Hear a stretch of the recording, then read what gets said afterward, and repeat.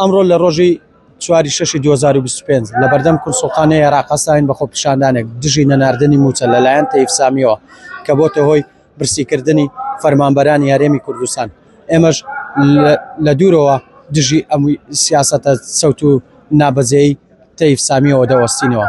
بەغدادی خاوەن پارە، بەغدادی خاوەن پارە، موچەیدا لە سێدارە، موچەیدا لە سێدارە، حکومەتەکەی بارزانی، حکومەتەکەی بارزانی، خاوەن دز و تاڵانی، خاوەن دز و تاڵانی، موچەی هەرێم خوراوە، موچەی هەرێم خوراوە، تەیف بڕیاری داوە، تەیف بڕیاری داوە، عەقدی مەسرور بارزانی، عەقدی مەسرور بارزانی، وەفدی حکومەتی تاڵانی، وەفدی حکومەتی تاڵانی، ئەمریکا چاوی نوخاوە، ئەمریکا چاوی نوقاوە، بارزانی پارەی پێداوە، بارزانی پارەی پێداوە، سەرۆک وەزیرە ستامەر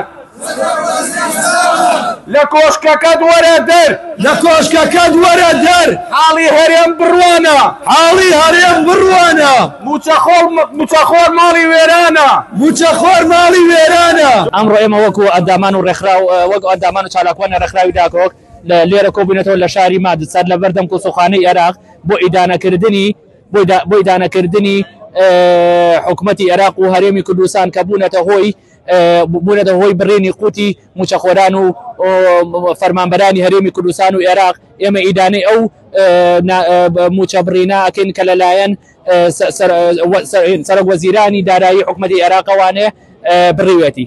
ئێمە ئەمڕۆ وەکو ئەندامانی ڕێکخراوی داکۆک لە شاری مانسەر لە بەردەم کورسوخانەی عێراق هەستاین بە ئەنجامدانی خۆپیشاندانی دژی نەناردنی موچەی فەرمانبەرانی هەرێمی کوردستان لە نایە حکومەتی عێراقیەوە و سیاسەتی شکست خواردووی هەردوو دەسەڵاتی حکومەتی عێراقی و دەسەڵاتی یەکێتی و پارتی بە تایبەتی.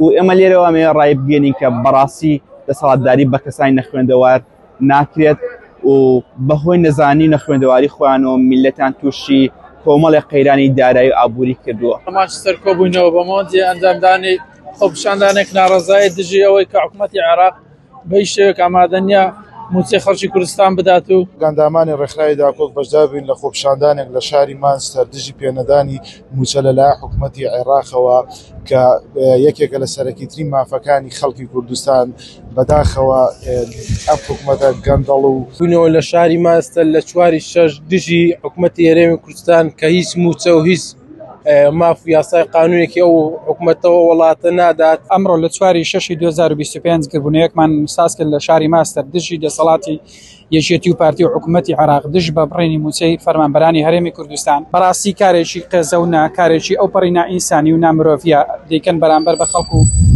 موچەخۆرانی هەرێمی کوردستان. هیوادارم بەردەوام بن. ئەمڕۆ وەکو چالاکەوانێک خۆپیشاندانمان کرد لە بەردەم سەفارەتی عێراق لە مانچستەر داوای قوتی موچەخۆرانی هەرێمی کوردستان دەکەین.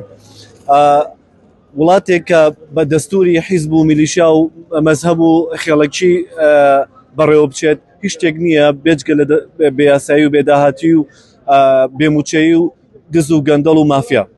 بە چالاکیەک وەکو ئەندامانی ڕێکخراوی داکۆک لە پێش کورسوخانەی عێراق دژی نەدانی موچە لەلایەن حکومەتی عێراق و هەرێمی کوردستان بۆ خەڵکی سیڤیل. ئەوان ڕۆژانە بە هەزارەها تەنکەر دەدزن، ڕۆژانە قوت و موچەی خەڵکی دەبڕن. وەکو ئەندام چالاکمان لە ڕێکخراوی داکۆک لە شاری مانچستەر هەستاین بە ئەنجامدانی خۆپیشاندانێک لە بەردەم کورسوخانەی عێراق.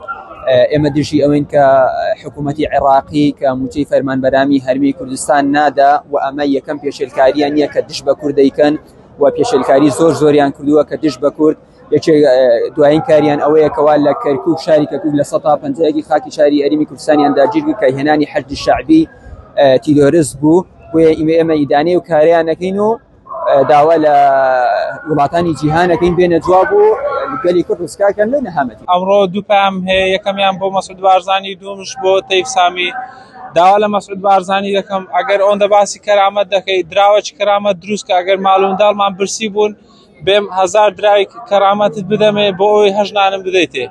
بۆ تەیف سامیش ئەتو کەسەکی هەرزەکارنی پلە و پۆستەکی گەورەت هەیە لەسەر قسەکی نابی قوتی هەزاران میلیۆنان کەس ببڕی. داوا دەکەم بە زووترین کات معاش بنێری بۆم خەڵکە داماوە. ڕۆکو ئەندامانی ڕێکخراوی داکۆک هەستاین بە گردونوەیەک لە بەردەم سەفارەتی عێراق داواکاری خۆمان گەیاندە سەفارەتی عێراق کە تکایە موچەی قوتی خەڵکی کوردستان لە هاوکێشەی سیاسی بێنە دەرەوە موچەی کوردستان مەبڕن تکایە بەس ئازاردانی خەڵکی کوردستان تاکەی تێر نەبوون لە بری ئەوەی کە ئازاری موچە خۆران بدەن بڕۆن ئازاری سەرکردەکانی کوردستان من کە هەموو سەروەتی کوردستانیان بۆ خۆیان بردووە و دابەشی ناکەن و ئێستا بوونەتە سەبەبیەوەی کە ئێوەش بە بۆنەی ئەوانەوە موچەی کوردستان ببرن.